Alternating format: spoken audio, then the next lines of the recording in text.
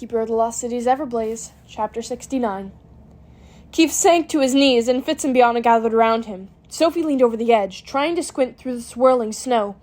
"I can't see anything," she said quietly, knowing Keith would need to know for sure. "I'll have to teleport down there and look," she transmitted to Fitz. "Not alone you won't," Fitz told her. "I'm going with you." "Me too," Keith said, struggling to his feet. Clearly, her secret communication hadn't fooled him. "I'm going," he insisted.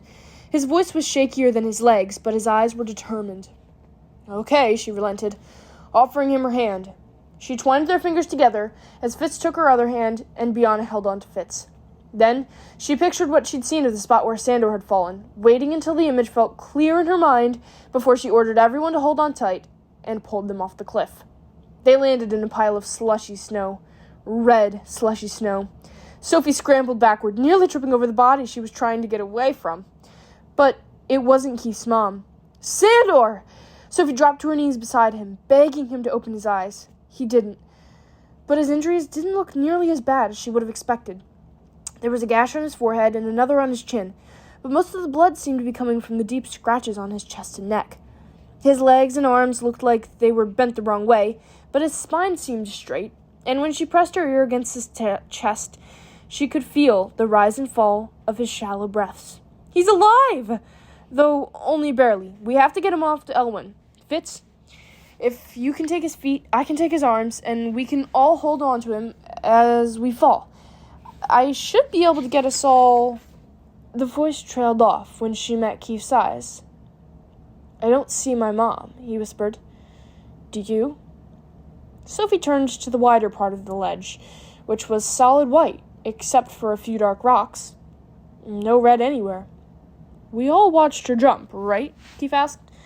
He craned his neck, probably checking to see if there was another ledge below that could have caught her. Sophie did the same, but it was hard to tell with the limited visibility. "But Sandor's here," Fitz said quietly. "So she'd have to be, wouldn't she?" Where's the ogre, though?" Sophie asked. She went back to Sandor, using the last of her strength to roll him into his side. All she found underneath was more red snow. "An ogre knocked Sandor off the ledge, and they went over together," she explained. "So where's the ogre?" "My guess is he force-shifted," Mr. Forkle said, limping towards them from the snowdrift Sophie was sure had been empty a second earlier. "How did you—" she started to ask, but Mr. Forkle waved her question away. "Your mother jumped off the ledge, right?" he asked Keith. "You didn't push her?" Keith nodded blankly.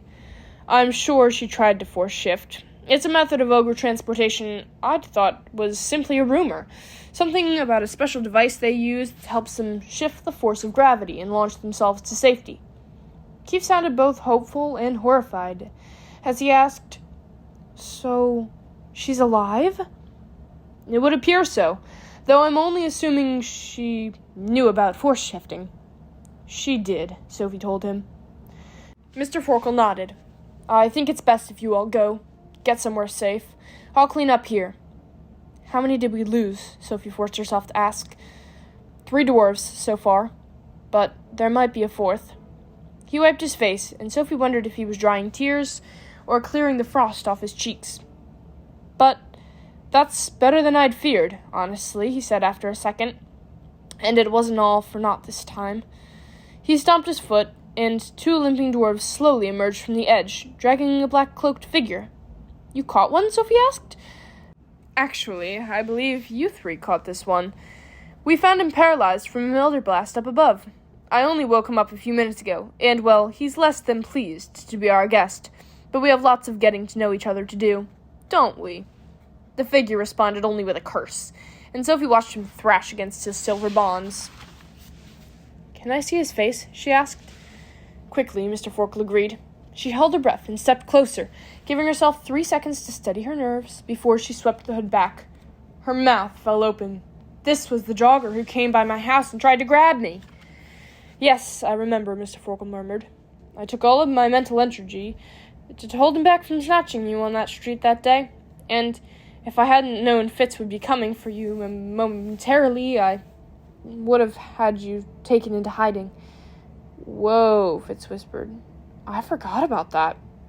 I didn't. Sophie stalked closer, remembering the way he'd slung Dex over his shoulder on the bridge in Paris, ready to dispose of him like trash. What are you going to do? Whatever we must to find out what he knows. It won't work, the rebel snarled. I've trained for this. So have we. Your name's Gethin, isn't it? Sophie asked, smiling when he flinched. I heard Lady Gisela call him that. But wait, Fitz paralyzed 2 people, not just 1. Where's the other? We followed his tracks to the edge of the cliff, so I'm assuming he woke up and force-shifted like Lady Gisela did. Are you sure she's alive? Keith interrupted. Worried about your mommy? Gethin asked, laughing when Keith spun toward him. Don't worry, we take good care of her, way better than you or your dad ever has. Fitz grabbed Keith before he could lunge for Gethin's throat. He's not worth it. No, you're not worth it, Gethin snarled. I'll be free by the end of the night. We have an army of ogres on our side. Do you really think?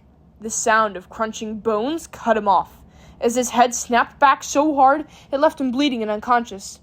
Sorry, Sophie mumbled, staring at her fist in wonder.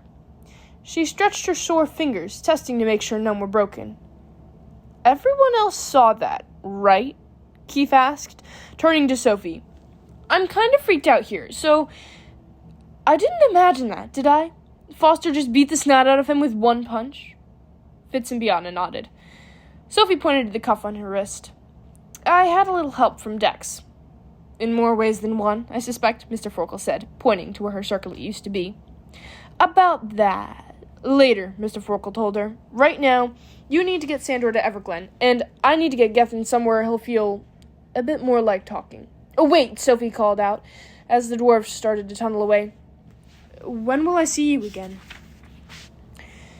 Mr. Forkel moved closely, taking her by the shoulders and staring deeply into her eyes.